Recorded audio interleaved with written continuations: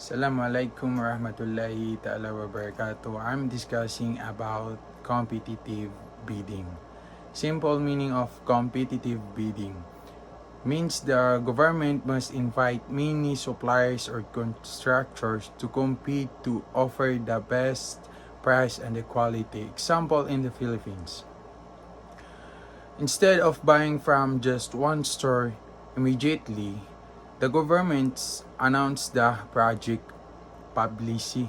Many companies submit their price proposal. The government chooses the best offer. This is called competitive bidding.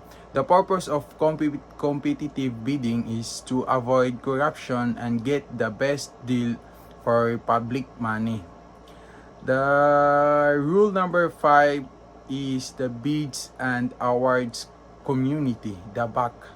The simple meaning of BAC is the group of the government employees responsible for managing the bidding process. Think of them as the judge of the bidding competition. BAC structure section 11.1.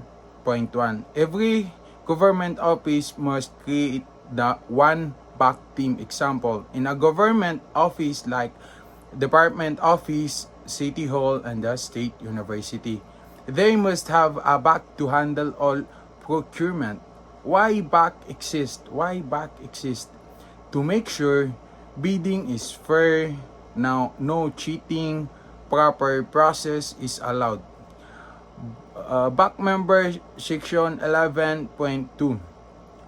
The BAC must have 5 to 7 members.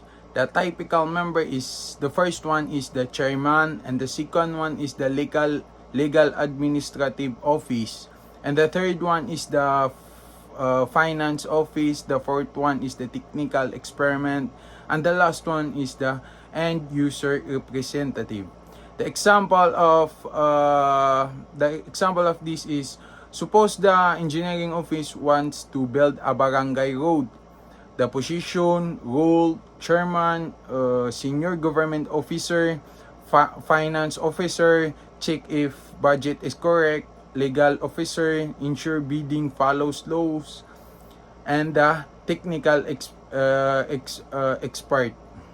Regular member versus provincial member. Regular member is the permanent BAC member. Example of that is the chairman, the leader of the BAC, legal representative, and the final representative. While the provincial member is the temporary member added depending on the project. Example, if the government buys the medical equipment, they may add the doctor or the hospital experiment because they understand the equipment. Back in a local government unit. For the municipal government BAC, members come from the different office like administrator, budget office, legal office, engineering office, and the general service. Example in LGU.